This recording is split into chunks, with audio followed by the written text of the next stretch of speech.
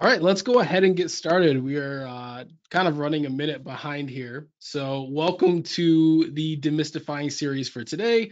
I'm Dustin Valkema, and I am joined by Master Trainer Lionel. We are running a little bit Hello. more improv today. Uh, Elly is out, and so we're covering, and Lionel is going to be running the session today in our Redshift challenge. And I will be running the back end of this and answering questions and whatnot. So, a little bit of housekeeping before we get started. As always, if you want to register for these events and the other awesome series that we have going on throughout the week, you can do so at maxon.net/events. And this is going to take you directly to the page with all of our different events that you can follow along with here. And for today, you'll find a handout. There's a DPP links for May 2022, and that's going to be in the handout section here in the webinar as well. That is going to contain the password for your free t-shirts. And so you can head to the link that's here inside of this PDF, and you can go and directly enter the password. It's going to deduct the cost of the shirt, allowing you to just pay for the shipping, which is $4 or €4 for that. All right. So as we get started here, I'm actually going to share. Let's go ahead and see if I can get this done right here.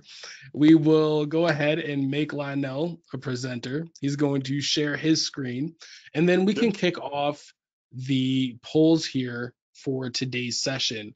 So we have two different polls. If you followed along in previous weeks here for the month, we have two different polls. We have one that is going to be the ZBrush models, and we can choose from these models. Let's go ahead and launch this poll. So now at this point, we are just going ahead and going to vote on the model that Lionel is going to be able to use for this session. So it looks like I can see all of these coming in here. Lionel, can you see them on Yeah, your screen? yeah, I can see them too. Awesome. So we have I the don't. sci-fi box. Looks like it is currently in the running here for first. Amazing. So we'll let this go here for maybe Oh, another 20 it's seconds or so. yeah. We can see there is one model which is going to win, I think. Yeah, it was the sci-fi box.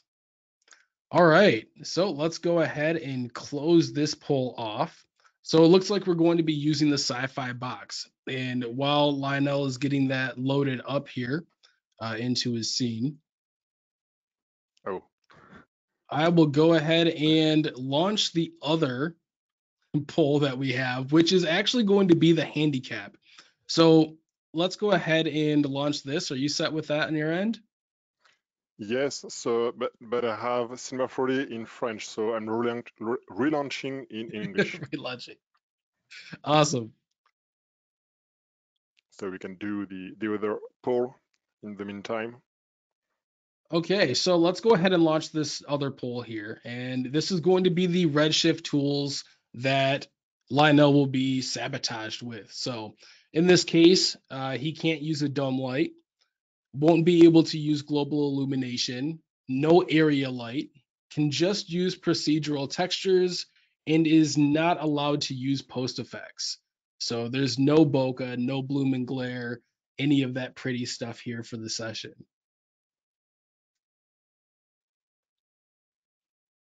Yeah, All that's right, so a this clear one's winner kicking off also. here. Procedural textures it is. This will actually be a fun model, I feel like, to run with procedural textures. So Yeah, that's not too definitely. bad. I feel like we have a clear winner, so we'll be able to get plenty of information there. And so I'll go ahead and stop the poll. So we are using the sci-fi box in procedural textures. 1, 2, 3, go. And that's it. Yeah. Okay, so Awesome. can you see my screen? I think you have to share it again now.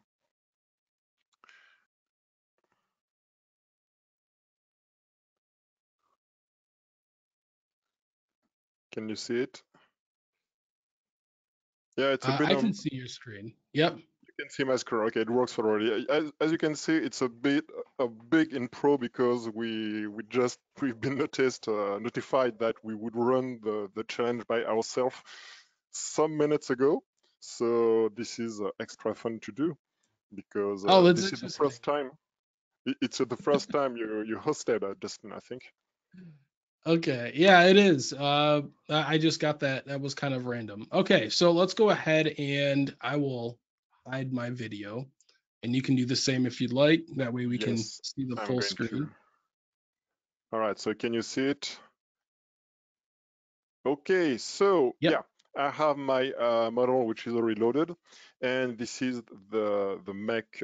Actually, we call it the sci-fi box, but it's called the mech shoulder. So it's supposed to be a mechanical part for a shoulder. We can see some kind of joint here, so that's interesting. And so I have imported it as a FBX. I have used the default import option.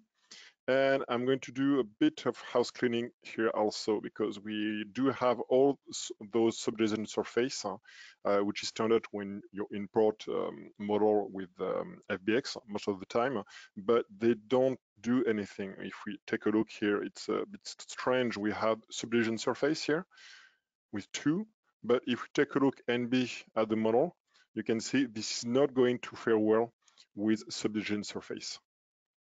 Okay, this is because it was modeled in ZBrush. So it's interesting to see that ZBrush is perfectly capable of hard surface modeling. This is a good example. But your model is not going to have nice quad and all. If we take a zoom here, we can see it a little bit better that we have a few smoothing problem. But it looks mostly right. I mean, there is no problem with that. And also, subdivision surface here is not working because we have a tag here which is going to override. You see subdivision editor to 0. So actually don't need all of that. And also I'm going to do a few other stuff. As you can see, the model is very small.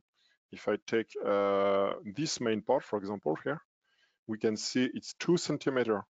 Okay, so there's no problem with running a manual with which is only 2 centimeter, but I will have the problem here. As you can see, yeah, we have some problem of clipping. Okay, so nothing wrong with that. You just need to go to Control D in the editor, in the project settings, and then change the view clipping here to something like small or tiny.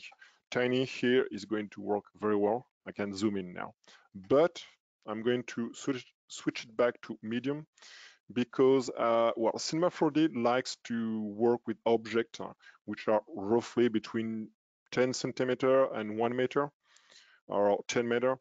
The right size would be 100 centimeter. It's the size you have when you create a cube. You can see the cube even a bit too big here, 200 centimeter. So I'm going to run a command. So yeah, you see this is the piece which is so tiny.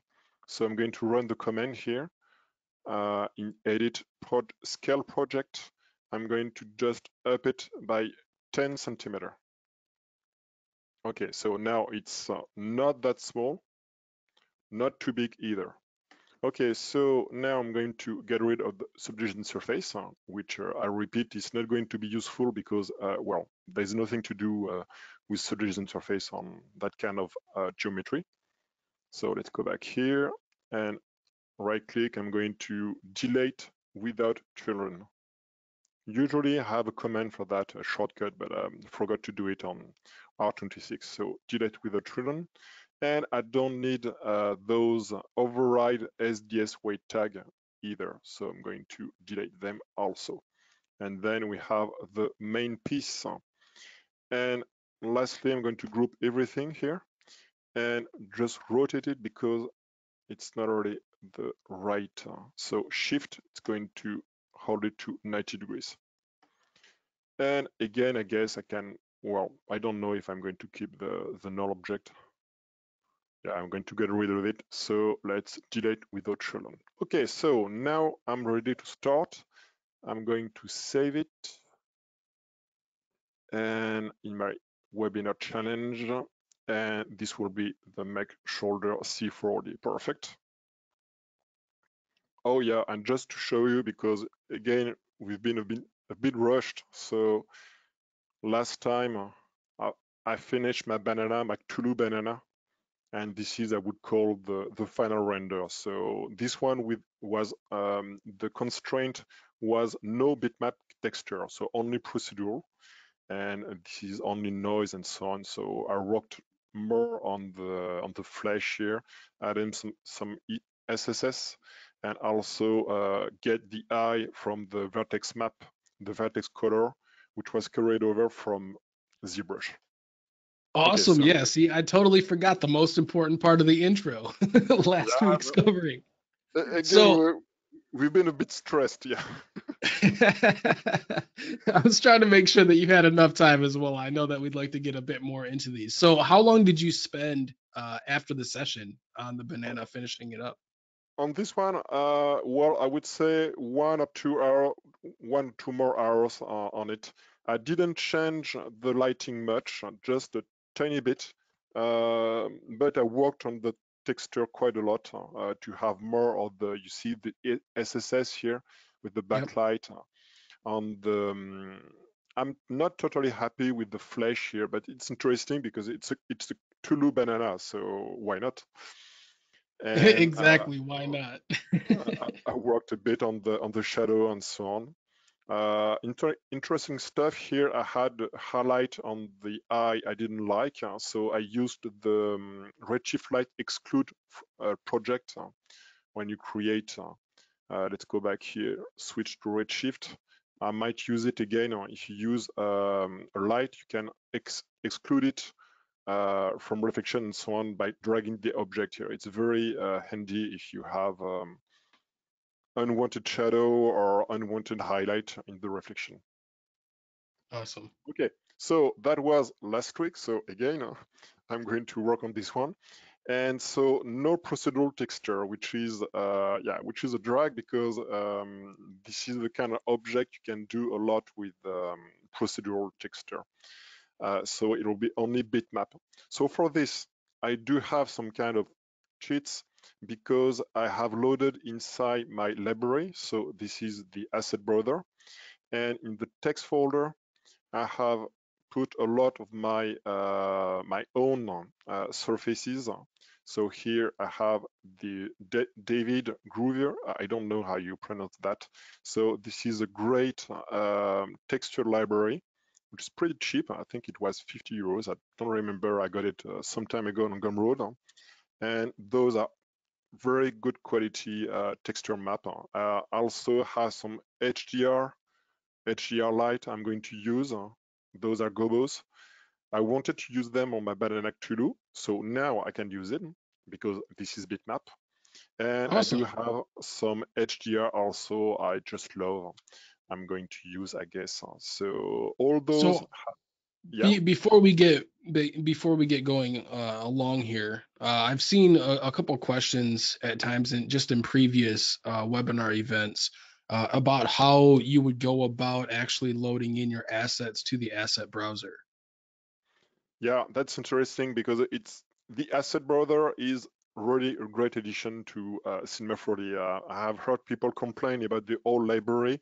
Well, maybe we could have kept the old library alongside the asset browser. The asset browser is so much better to use all in all. So what I did for this, if you go to the edit preferences, you have here in the asset browser, and you can see here I have a database which is on my NAS at home, and I've created a folder, and that's the only thing I did. So I just added a folder which I call DB Cinema 4D on this path.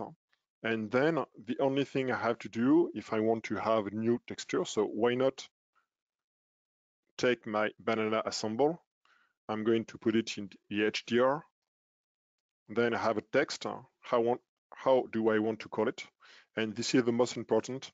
If you save it here in the database preferences, this is the main database, which is shipped with Cinema 4D. So instead, I'm going to choose here my DB Cinema 4D, which is my own database that I created. In that case, it's going to be my asset. And then when I switch from Cinema 4D R25, R26, and the next one we'll have in a few months. I'll just have to load this database and I will get everything I want, because here the preferences will be updated. I don't know if I'm very clear about that, but this way I load it inside my database. And then here I'm going to choose the category. And then you just click here, so that would be text, and maybe I'm going to create a new folder here. I have to create the new folder before I can do it here. I think it's going to be fixed at some point. So yeah, I'm not going to, well, why not? Let's add it to the HDR. Okay, okay. So this is it. And now it's been loaded.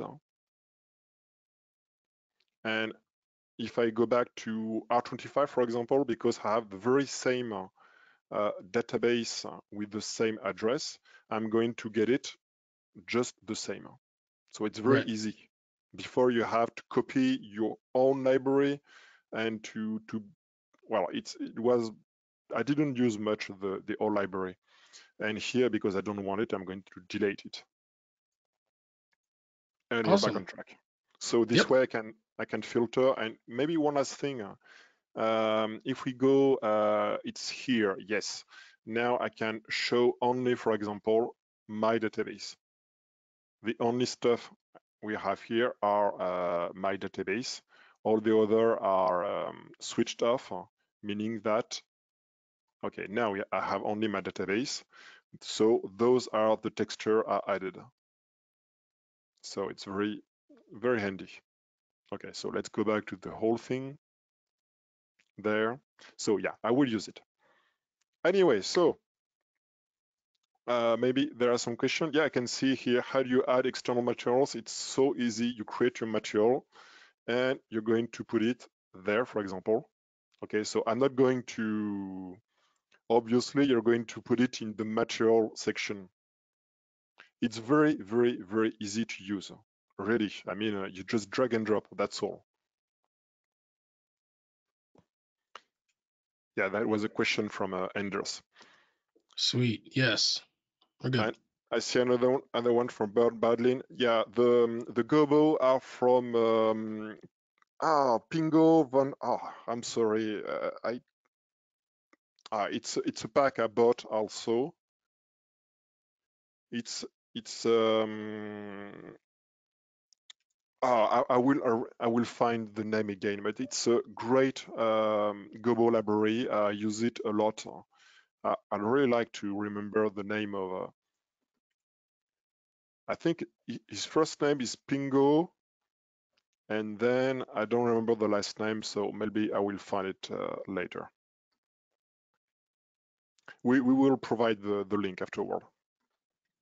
Okay, so now enough talk. Let's light this thing. So this is a mechanical piece, so it's obviously going to be mostly metal. So I guess I'm going to use the new standard metal, the new standard surface we have with R26, because it's a good opportunity to find out what it does. And I guess I'm going to light it first. But this time I will keep the reflection on, because metal is mostly reflective surface. So I'm going to need them. I'm going to switch off also. I don't know if you can see the message. I'm going to turn off my notification. That was me asking for maybe something,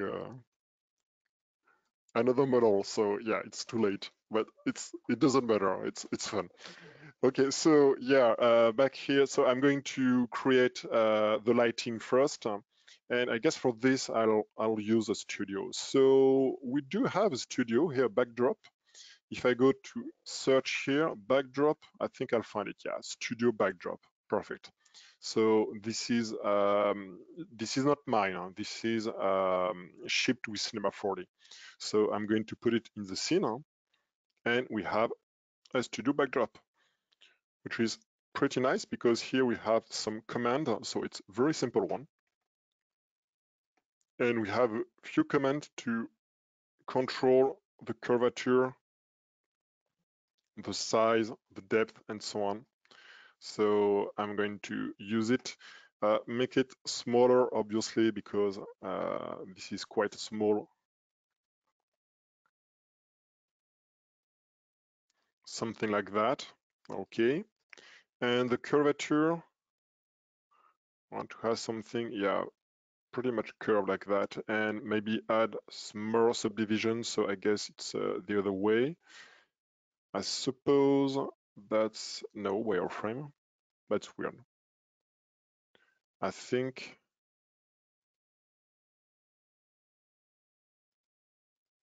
Okay, yeah, I guess the might be a bit broken because here it should control the subdivision. It looks like it doesn't. Anyway, that's not a big deal because I could just put a subject interface on it, and now it's pretty much curved and perfect. Okay, so now I'm going to take my whole piece, put it inside another object. I don't know, I just keep changing my mind, and I'm going to put it on the ground like that.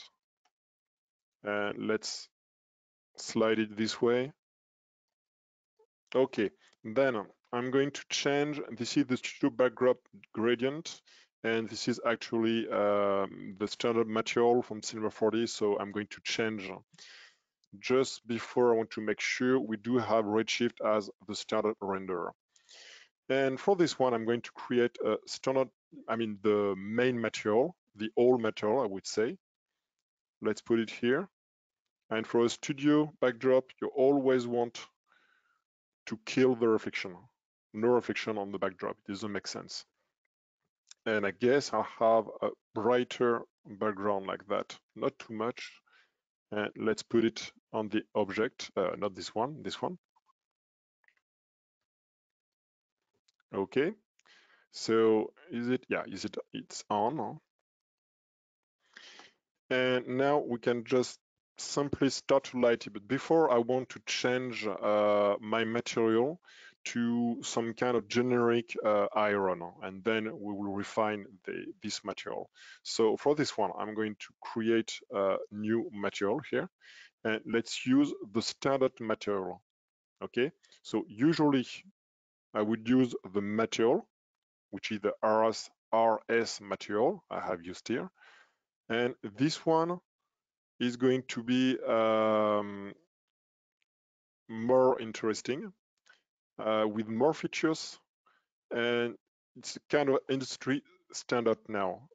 It's heavily inspired from the standard shader from Arnold, which is itself inspired from the one from Pixar, from the Pixar renderer.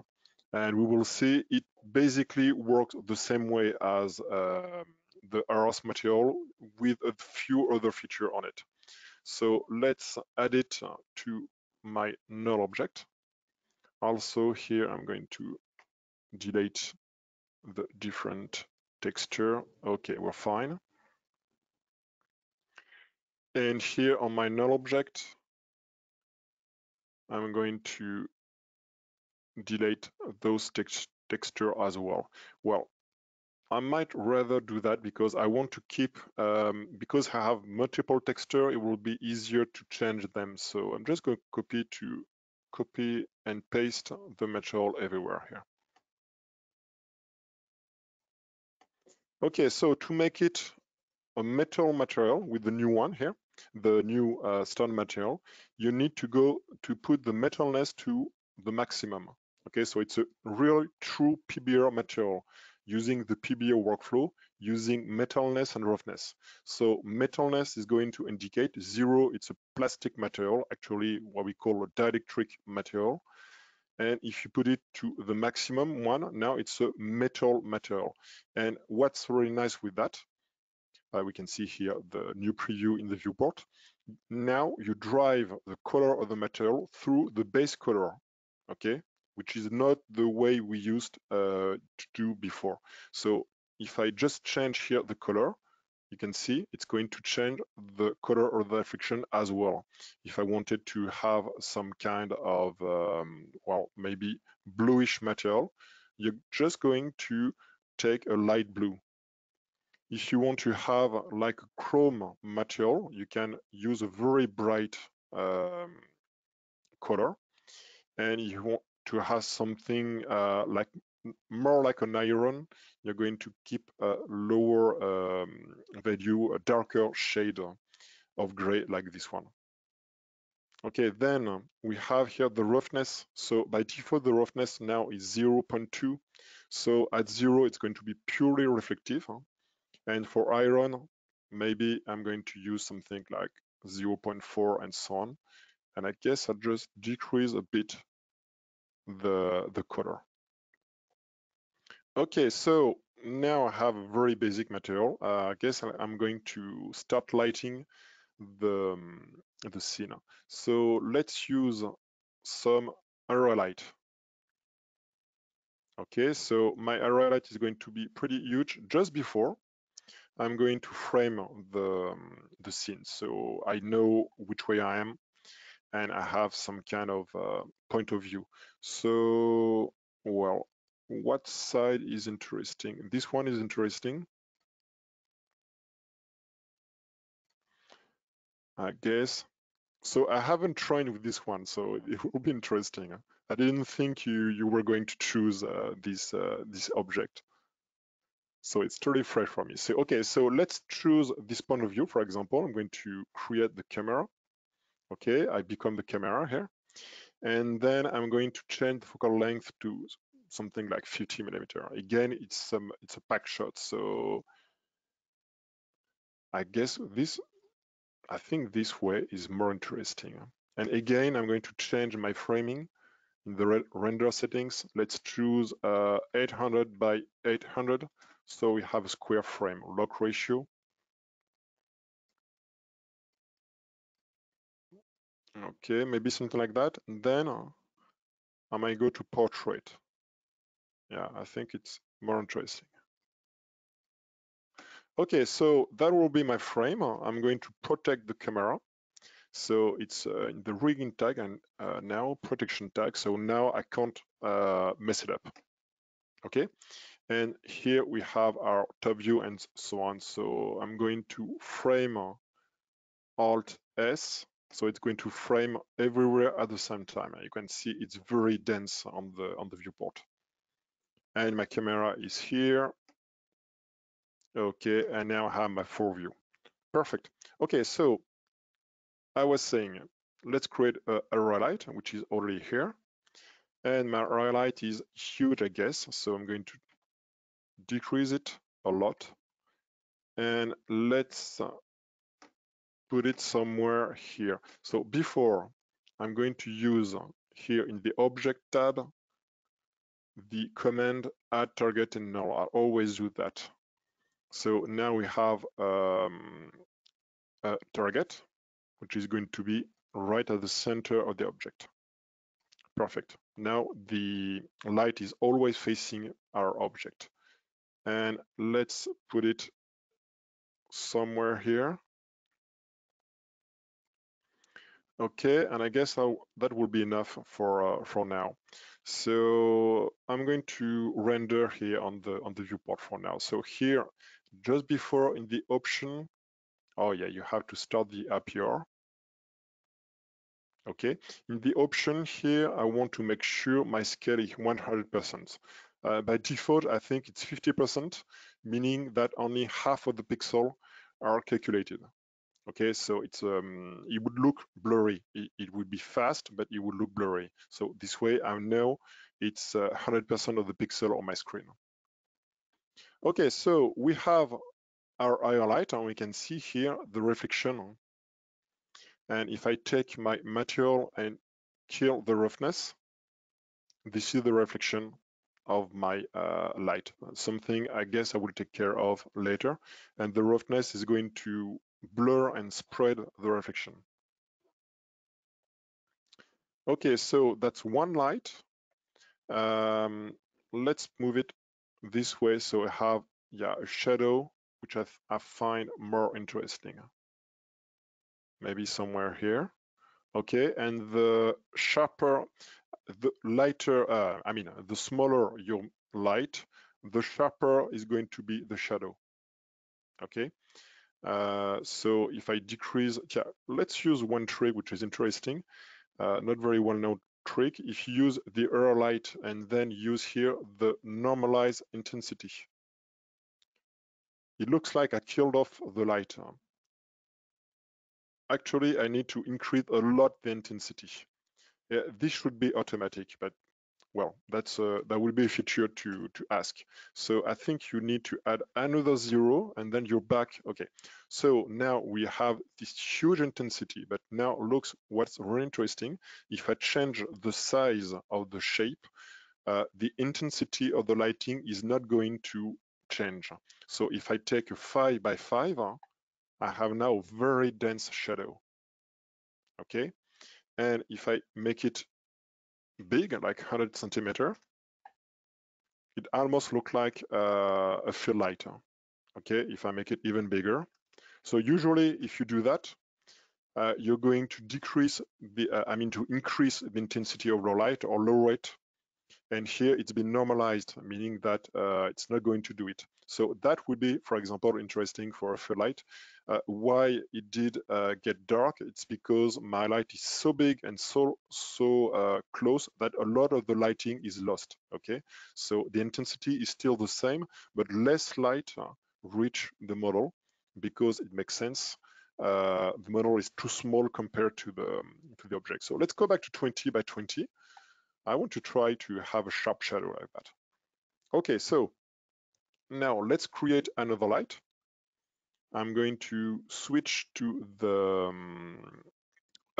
world view. So W to have the world view instead of the local view.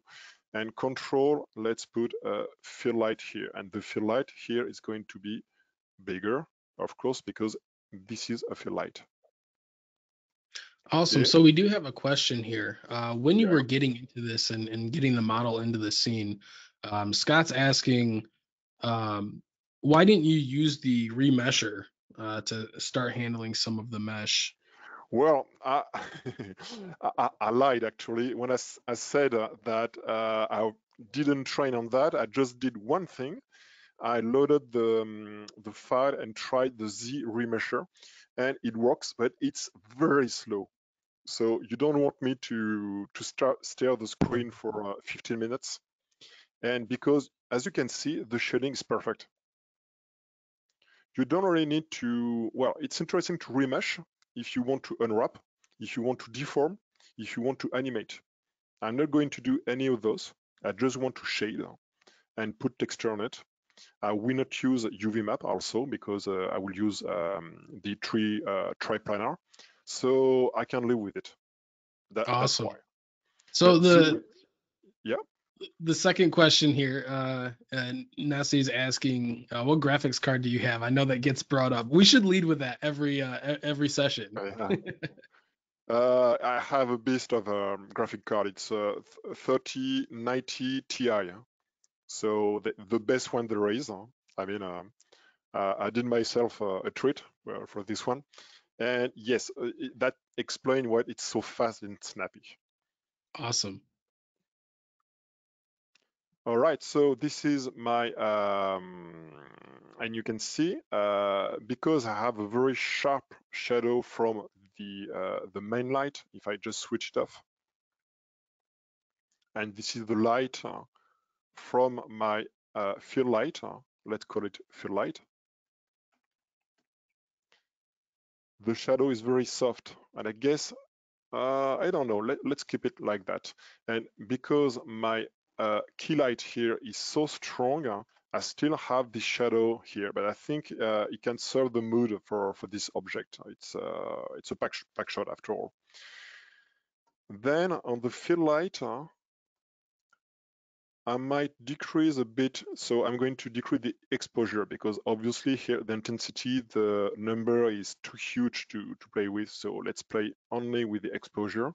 I'm going to decrease it a bit. And then on the key light, I have this very strong reflection. Okay, so I might play with the details we have here, is the reflection. So one very easy way to keep a strong lighting, but soften the reflection is only here, you see, reflection. It's so easy, I mean. What's even more interesting, those numbers can be cranked up higher than 1. So I can use, for example, 3, and we have very strong reflection.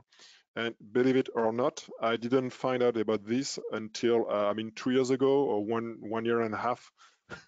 I never tried to go higher than that. And you can. And this is very interesting for the global illumination, for example. That would be another trick. Okay, so maybe I'm not going to do it first. I would like to use some Gobo for this. For my key light, I do have here on my HDR light, this one, those spotlight, which are interesting because they are strong and can give some nice shape on. So let's use them here on the key light. Let's go back here. I'm going to use the texture, and maybe let's use this one.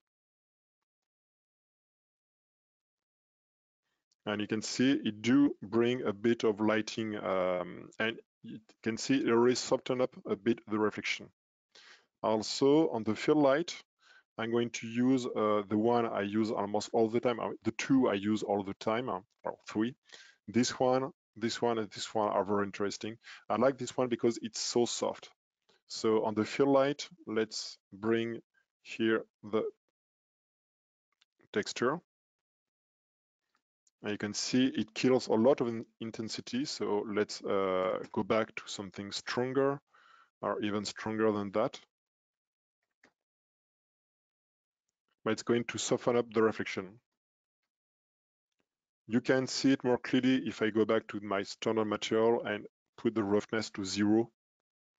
We have some reflection. I don't know if you can, it's very, very subtle here, but this is not a plain shape. There is some details. Maybe if I take if I work on the reflection. Okay, this is not the field light. Yeah, it was the other one. So the other one, which is very strong. So I'm going to, decrease. And you can see now we have some interesting reflection here. And so you can also do a similar process. This one here is more seeing the light itself and those very kind of fine details. But when you're lighting products, one of the things that I'll do often is actually just work with a gradient and Yes. have the gradient plugged into the light. So it gives a very nice result in a similar fashion. Absolutely. You don't have to use a Gobo. You can very easily create a Gobo. I did that at the very end, the last week. Yep. With just gradient, it works. And yeah, just one note, for light, if you use here on your light and use the command here, add graph, it's going to use the old shadow graph, and the new node system is not compatible with it. It's a bug which is going to be ironed out very soon. Yeah, go ahead. We do have a question here about what the biggest difference is between the new standard material and the previous Redshift material. There is not so much differences between them.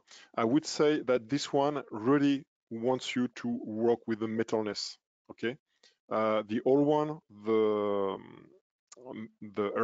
Eros material, if you wanted to work on metalness, you had to change the Fresnel type. This is the biggest difference. Okay, it's a big difference.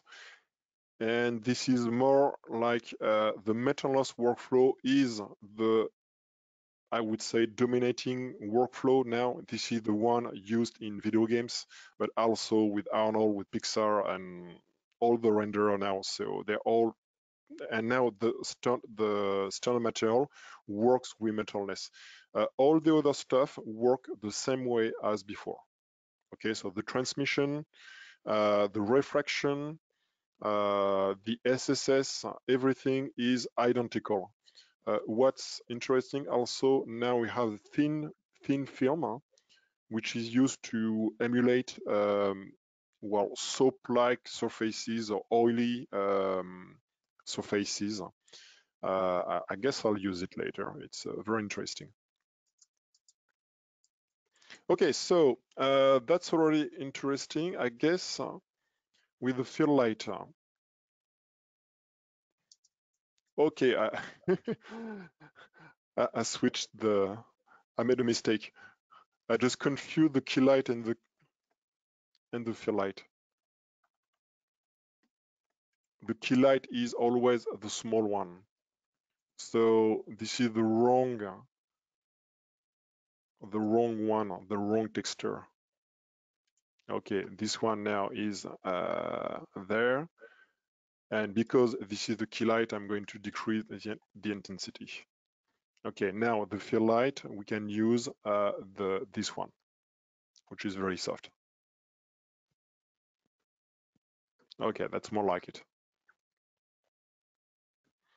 And so for my fill light, if I just move it around, let's try somewhere here. Okay, now I'm going to use backlight. Again, I use a lot of 3-point lighting because it's so easy, and it's almost always the one you're going to use in real life also, especially for backshot. So I'm going to duplicate my fill light and let's make it rim light going this way here. So it's going to compensate a bit the shadow here. And let's move it this way here.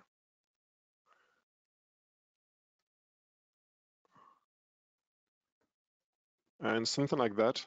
I think it's nice. So, okay, so another mistake I did before, I decreased the reflection on the key light. So let's kill the light. So this is my key light, okay? This is my fill light. And now because I have another, yeah, you see, it's more interesting here on the, my reflection are more interesting. And this is the rim light, which kind of does the same thing as the fill light. Not quite. So something else I do a lot, I just switch on, switch off light to see what's going on, which one does what, to try to balance the lighting. So all together now, okay, I think it's pretty nice. Oh yeah, 40. Yeah, it's 6:45. I didn't see the time, so it's time to do some. I'm not quite happy with the lighting, but this is a base I can work on. So now let's try to texture all this. I'm going to stop the IPR and let's take a look at each of the pieces. So here I'm using the solo button and this is the automatic solo. So this is the main shoulder. Okay, this is the back portion, main cap, to get a sense of what's going on. Shore attachment, the ball casing and the bolts. Okay, very important this. And this is, yeah, the main, as its title says, the main piece. And here, just want to, yeah, the back portion, I would say those two are really the most interesting part. Okay, so let's go back here. And now I'm going to put some texture on it. So we don't have any UV. As you can see, there is no UV on that.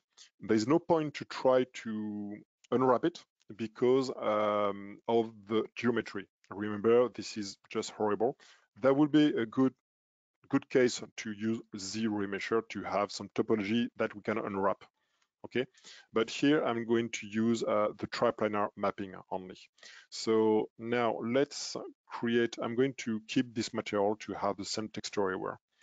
Let's switch to my node interface. So now I have this one, and this is, yeah, my node interface. So this one, perfect. Where I have my Redshift render, and this way I can have also my asset border and so on. So on my texture here, let's find on the surfaces, and I'm going to find here, and if I do Control Tab, it's going to increase the size of everything, and I can just take a look of everything. And so we have fingerprints, we have deposits, we have some, well, a lot of stuff. And one I know that I like, which work a lot, is this one, the metal cast iron. So I'm going to use it. Let's Control Tab and metal cast iron. Which number was it? 28. And let's drag and drop here. Okay. And this one, I'm going to use it for the bump. Let's fire the render.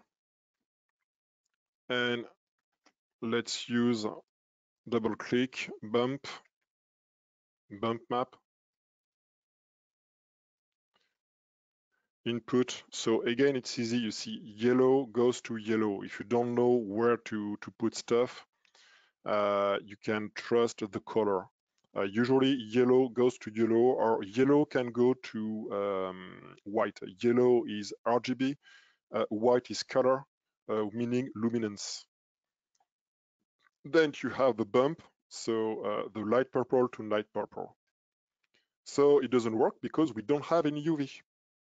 All right, that makes sense. So I'm going to use the TriPlanar. And the TriPlanar is going to be put between those two. So let's go here, input texture again. So because we have the same image on each axis, I can use whichever one I want. So this one, and let's go back here to the input. Okay, and now it works. And now it looks ugly because I haven't fixed anything yet. So let's use the solo so we can see the texture. And you can see the problem is not the mapping. The mapping is pretty nice actually. Let's also switch here to see better how it works. So TriPlanar is going to, it's a box mapping, but blurring the seams where the three projection meets. And you're just going to change your scale with this. So instead of struggling here with those three values at the same time, because this is really a drag, I'm going to use instead here the mat value, which is just a number, and I can just plug this number here. So again, what I can do is it shift? No, oh, I forgot. Yes, control. I was afraid. Control, and you click on the here on the on this button is going to make the socket appear. So it's very easy to connect something. So this is again light purple. It's a vector actually. So X, Y, Z. No problem to put this because this is one value. Just mean that this one value is going to be the same everywhere. This is exactly the point. Okay. So let's go there. And my default scale was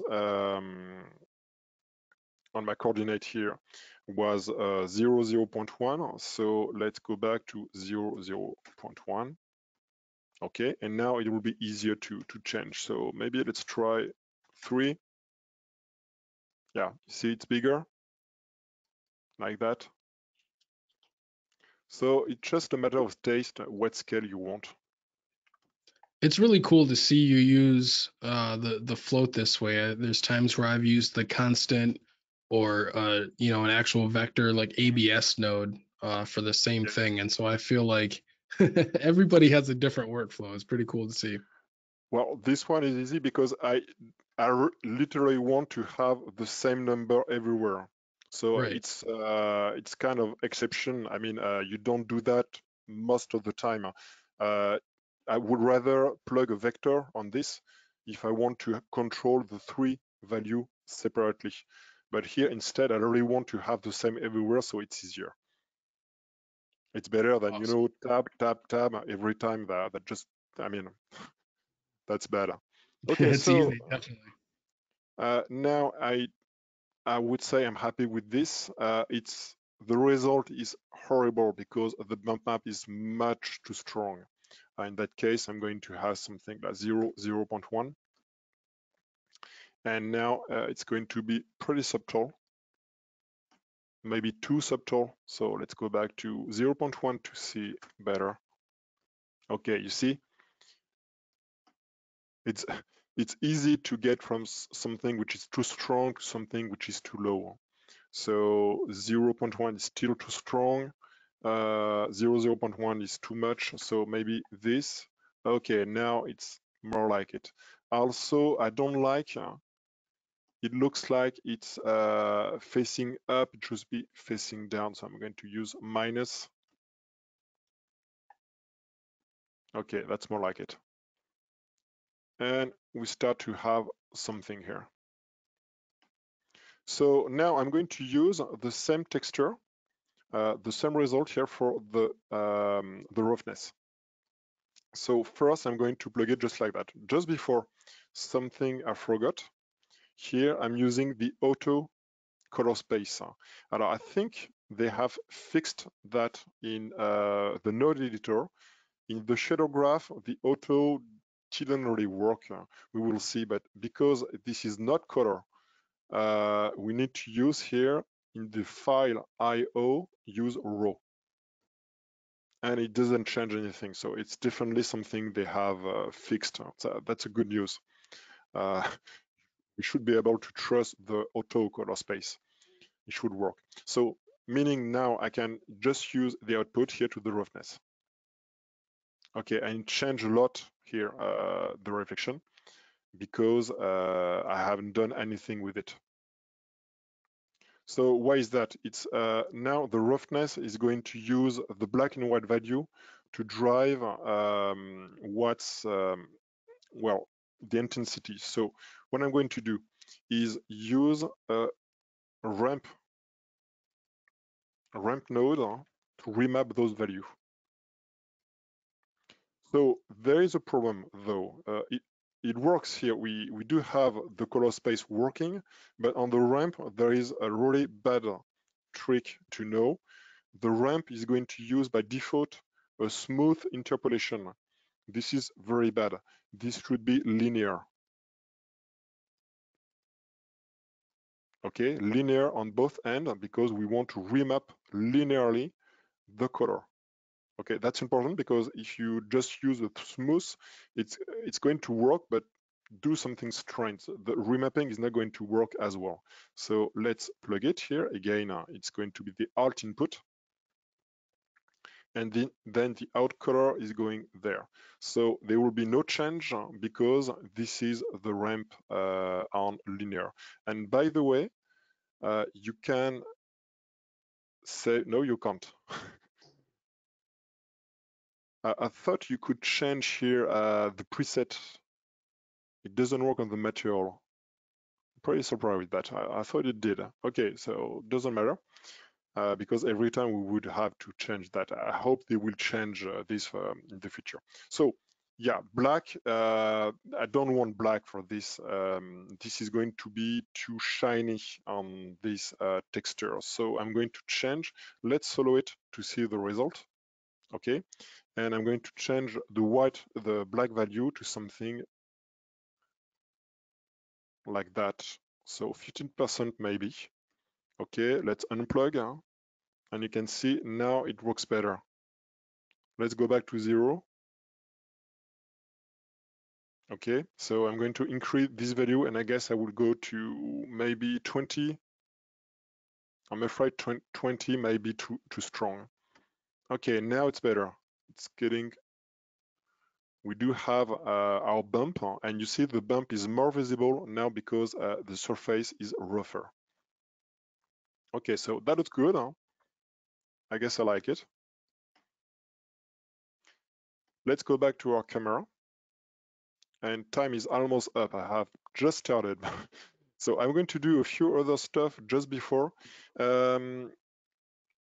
I guess I'll use the same. No, I'm not going to do that. Let's try a few stuff just before. Let's use the round corner. The round corner should work very well here. The round corner is going to create some fake bevel here, because you see the problem here. We have some sharp edges, and nothing is sharp in real life. Okay, so we use usually the bevel modifier or the bevel command. Again, it's not going to work on this because of the bad topology, but we can use instead here the round corner. So round corner is just a shader, a round corner, and you can plug it directly. This is the only one you can plug directly to the bump map. So let's try, and you can see already it works. You can see here we have those nice bevel. Just let's take a look before, after. It's amazing how well it works. It does work really well. Oh And I yeah, don't yes. know if you planned on it, and I know that there's also we're already hitting time here. But when you're using the round corner, if you use a grunge map into Exactly, yeah. what is it, the radius, I believe it's Yeah, called, yeah. You it read works my really well to break it. you read my mind now. That's what I'm going to do. But it's already almost doing that because of my bumper. The bump I'm already using. I mean the roughness. The roughness here. It's going to work even better when I use that, and then I will use the one on the radius. So to mix this bump and this bumper, we do have the wonderful bump blender. And let's plug this one as the main texture. This one as the, well, did I? Okay, no, that's correct. Okay, the input in layer one, okay, bump input. And now I'm going to plug the result here on the bump map. So there is just one trick to remember. The blend weight is to 0. So it just disabled the bump, which is pretty stupid. So you just need to add that. And that's not all, because it just killed the other one. So you need to use additive mode also. And now everything works together. We have our bump map and the one from the round corner. And now I guess I can use some other. So I do have in grunge, I think, in surfaces. Yeah, I'm just going to scratch texture, because I don't remember what I did put it. We have a lot of, yeah, it's not this one. Yeah, this one. This is my go-to scratch texture when I'm using it as a base for the round corner or the curvature map. So let's use it. I'm going to put it there.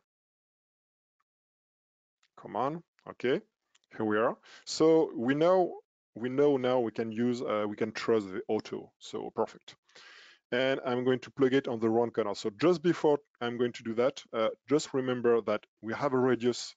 Okay, the radius can be a big number if you want, and this is going to be the radius of the scratch.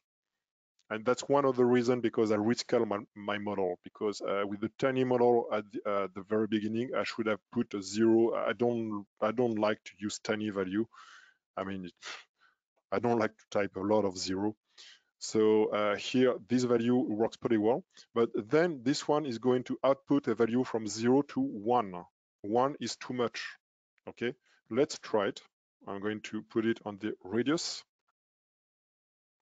Okay, and I guess maybe I'll solo it.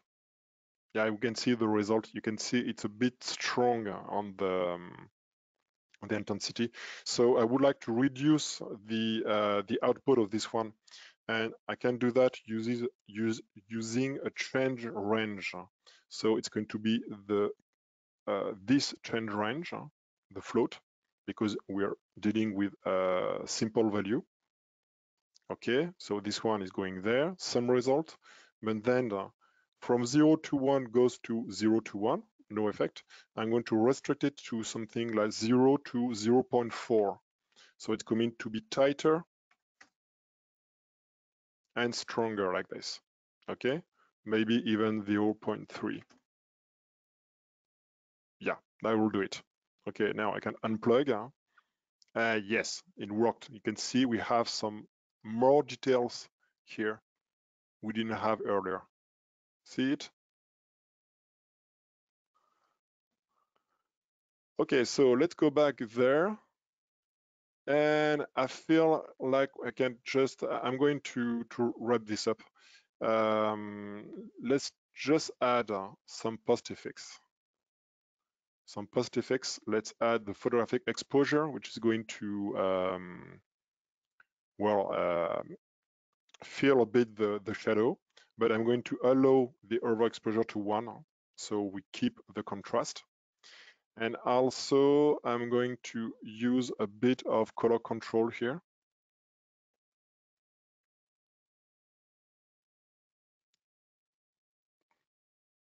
Okay, so we have some nice exposition like this. And then the last thing I'm going to do is just to add some color. That would be a good example why the standard material is nice. Let's decrease here, deactivate this. Let's go back there. Okay, and now my standard material. If I want to create a few other, I'm going first to, yeah, that's another trick also. Know that Redshift is taking a lot of resources on the computer. Okay, so it's a good idea from time to time to just switch it off to do stuff. Okay, I'm always amazed by people leaving it on all the time. I mean, okay, so this will be the main one. Let's duplicate a few times, maybe like 2 times will be enough. And this one will be, why not yellow? And another one will be brown. I'm really improvising here. So the standard yellow here, I can change the color of the metal just by putting some yellow color. So let's go there. And you will see here on the, this is yellow. Okay, it's as simple as that. So maybe I'm going to decrease a bit the saturation, or maybe we see here. And now I guess that will be the round part here. So the main inner cap, perfect. Let's put it there. Okay, and I guess we can have another one, inner ring. Which one is this? No, we can't see it. Inner ring, that must be this one. Okay, that's the one I wanted. So for this one, let's use this Redshift. I haven't changed yet. And for this one, let's use some brown material. So it looks almost like bronze. Okay, that should be enough just to get something brown interesting. Okay, so the yellow is much too strong. It works pretty well on this one, though. So let's go back to the standard yellow, and maybe let's desaturate like that. Desaturate and lower the brightness. And you can see the reflection is pretty nice. Yeah, it's pretty cool to see to see you change, you know, all of the materials this way, because this is something that I do quite often. Is I get one material dialed in, and then many of the other materials, especially when I'm doing sci-fi type stuff like this, a lot of those materials are just derivatives off of the primary, and I may change things like the roughness and the texture scale, the color, the reflect, whatever it may be. But setting up one good material to start off, especially with things like this, is a really good workflow to go through, because now we're seeing how easy it is to get in and actually change that. Exactly, yeah. So the last thing I will do, it will work on this one because on the octopus it didn't already. I'm going to add. Oh well, but it's this is a procedural material. I mean, I don't know. Procedural material, does it mean that the round corner is a procedural material? I didn't think about that. Well, I don't think so. I don't think so. Let's say it's not. maybe not. It's too late to. I wouldn't think so. It's a procedural texture, we said, I think. Yeah. Well, anyway, I'm going to add on the main one here just a quick AO. So if I just plug the AO on here, it's going to give us shadow on that. So it's a solo. It's been soloed. And if I decrease the spread, and let's try with the fall off. Does it work? Ooh. I hope we won't have the crash at the last time. Maybe, do I have time? Yes. Okay, that's better. I don't know why it took some time. Okay, let's save it. Okay, so we have now much denser shadow on that. So I'm making it quick because we are running out of time. This one, we can just plug it to the overall. So where is it here? It's on the, so yeah, it's not the same geometry. It's on geometry. Okay, and no, it's not. Overall tint, yes, it is. Overall tint. Okay, so it's the same name on the RS material. So if you put AO on the overall tint, it's just going to add, well, we will see. So now if I unplug, you can see it gives us a lot of shadow here. Too much, actually. So I'm going to decrease here the intensity. And let's add a bit of gray like this. I hope it's going to refresh faster. You can see it's a lot darker than before.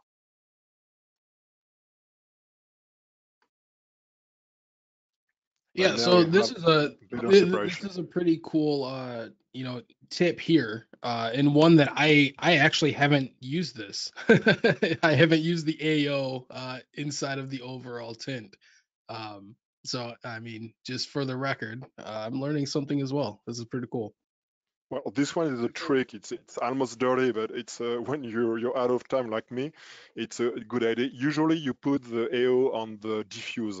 Here it's going to add the AO to everything, so it's going to dim the reflection also, which can be interesting because now we have this nicer shadow here. But I think the base is too strong now, so you see it's not perfect.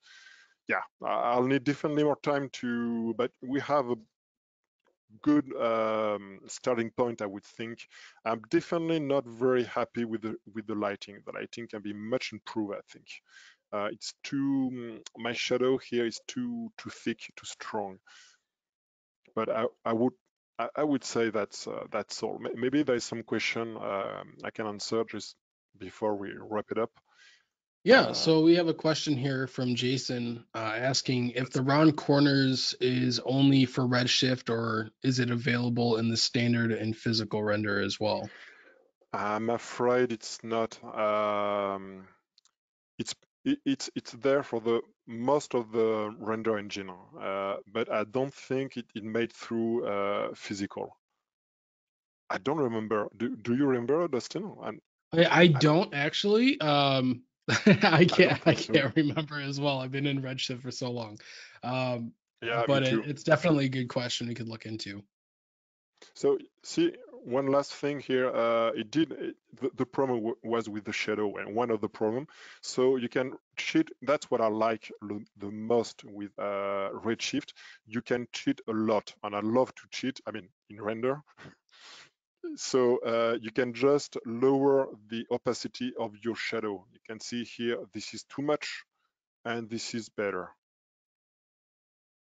I think. And you can do that with everything, anything. I could even ask it to not to cast any shadow, but then it looks fake.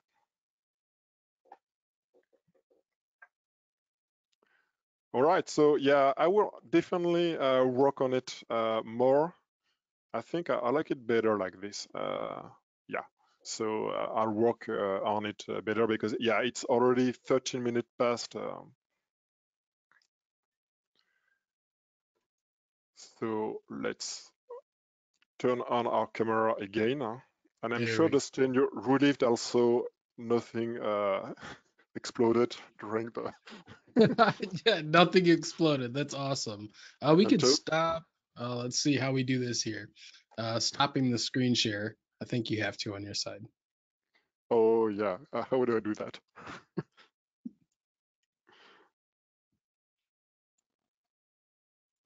There we go. We'll figure. Oh, it's back. Maybe, oh, stop showing screen. Yeah, it's a big button. Awesome. Well, that was a very insightful session. So, are there any closing remarks, Lionel? Like anything that maybe you'll do as we start to move this forward, kind of in that last maybe hour to 2 hours that you spend after the session to finalize the piece? Well, I guess I work more on the material, obviously, and especially the lighting. I think the lighting can be much improved. Um, I wanted to do more, but it was already 45, so I had to jump on the. But yeah, the lighting is everything. You know about this, Dustin. I mean, you can't mess up. You can't mess up the lighting. This is the most Right. important thing. Definitely. And that's what I found myself in week one when I was using the skull from Ian, or Mm. the Captain America zombie, was that I had lighting that I knew I wanted to change, but there does come a point, especially when you're doing something like this in a webinar or a teaching scenario, where you have to just say, okay, let's move forward. It's good. It's good enough for now. So I'm excited to see what you do with the final result from this.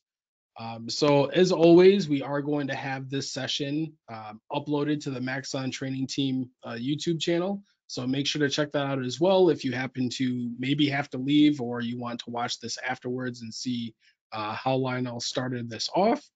And yeah, that wraps our session for today. So thanks for everything here, Lionel, in today's chat, and thanks everybody who's been Thank you. attending. So many great questions that we had in the chat today. So with that, we're wrapping up this session and way to improvise and get through it. All right. Alrighty. Bye So bye, thanks a everyone. lot, everyone. We'll see you next week.